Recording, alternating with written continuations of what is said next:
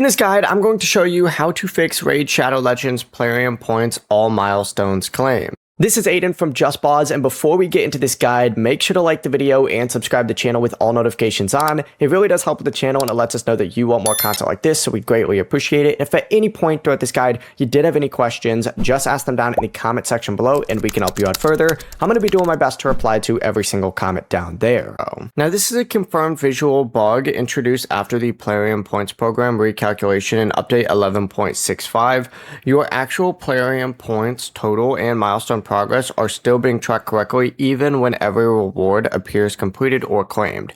What you're going to want to do is first just fully close out of Raid Shadow Legends and reopen it to refresh the Plarium point screen, then install any updates available through the App Store, Google Play Store, or Plarium Play. You can also restart your device and check the program again later, but clearing data or reinstalling the game will not necessarily fix this server-side display problem. Just continue earning Plarium points like normal while Plarium works on a fix, and do not worry about losing your progress because the incorrect milestone display does not affect the actual calculations behind your account.